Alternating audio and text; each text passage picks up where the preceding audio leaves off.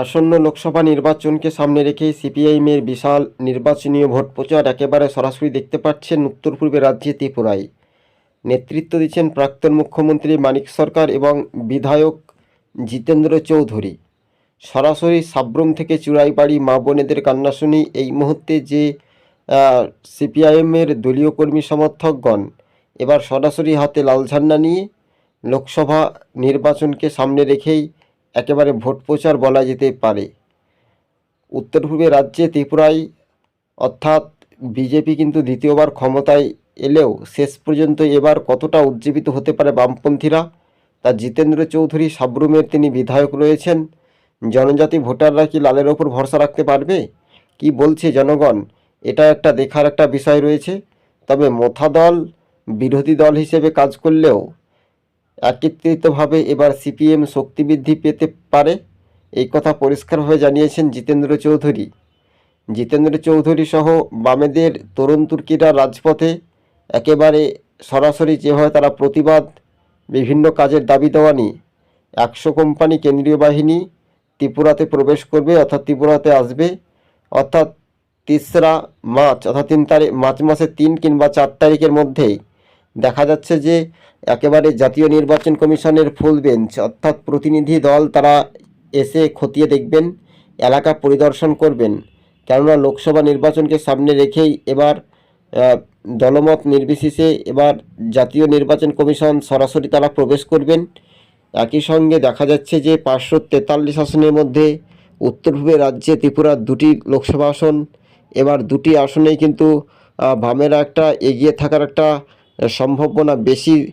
কতটা উজ্জীবিত করতে পারে এবং নিচুতলার কর্মী সমর্থকদের কতটা উৎসাহ দেখাতে পারে তার নির্বাচনের সময়সীমা বা পূর্বে আমরা দেখেছিলাম পাহাড়ি জনজাতি ভোটাররা তারা কি করেছিল, আলাদা রাজ্য ভাগ করার জন্য তারা শাসকের পক্ষে কিংবা বিরোধীর পক্ষে একটা ভোট দেয়। শেষ পর্যন্ত জনজাতি ভোটারদের ওপর কিন্তু একটা নির্ভরশীল হতে পারে, জনজাতি ভোটাররাই একটা মেন ফ্যাক্টর হতে পারে বলে এমনটাই মনে করছেন রাজনৈতিক মহল। 2024 লোকসভা ভোটকে সামনে রেখেই এবার জিতেন্দ্র চৌধুরী তিনি কর্মসূচি, নিত্যপণ্য অস্বাভাবিক মূল্য বৃদ্ধি, বিভিন্ন কাজের দাবি দেওয়া, একই সঙ্গে লাল ঝান্ডার রাজপথে উদ্দীপনায় ব্যাপক প্রতিবাদ মিছিল। আর এই মিছিলে কতটা উজ্জীবিত হতে পারে বামপন্থীরা তার পুরোপুরি নির্ভরশীল করবে। হ্যাঁ, 2024 লোকসভা ভোটকে সামনে রেখেই বামেরা কিন্তু একরাশ এগিয়ে থাকার একটা সম্ভাব্য বেশি, কিন্তু রাজনৈতিক মহলে সব জল্পনা কল্পনার অবসান ঘটিয়ে বাস্তবে সেটা গুরুত্বপূর্ণ দেখা যেতে পারে। তবে 2024 যে লোকসভা ভোট সেটা একটু ঘুরে অতীত বর্তমান ভবিষ্যতের দিকে তাকিয়ে বামেরা কি এবার লাল ঝান্ডায় বাজিমাত করতে পারবে? কি বলছেন জনমত সমীক্ষা বলছে উত্তর পূর্ব রাজ্যে ত্রিপুরার খুবই গুরুত্বপূর্ণ বিষয়। তবে শাসক বিরোধী প্রত্যেক রাজনৈতিক দলগুলো তারা প্রত্যেকেই জমি ছাড়তেই নারাজ, অর্থাৎ তারা জমি ধরে রাখার উৎসাহ কিন্তু দেখা যেতে পারে।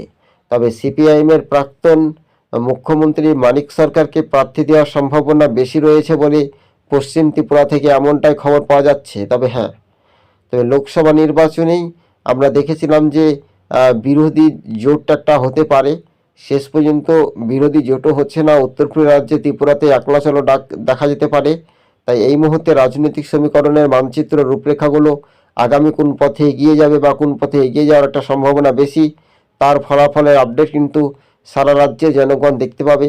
কিন্তু উত্তর পূর্ব রাজ্যের পাশাপাশি বাংলাতে বামেরাও কিন্তু অবস্থা একই রকমই, তারাও কিন্তু প্রতিবাদ তৃণমূলের দুর্নীতির বিরুদ্ধে।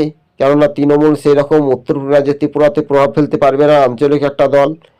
জিতেন্দ্র চৌধুরী তিনি 10,323 চাকুরি বিভিন্ন কাজের ইস্যু নিয়ে তিনি বলেন বিধানসভায় তুলে ধরবেন।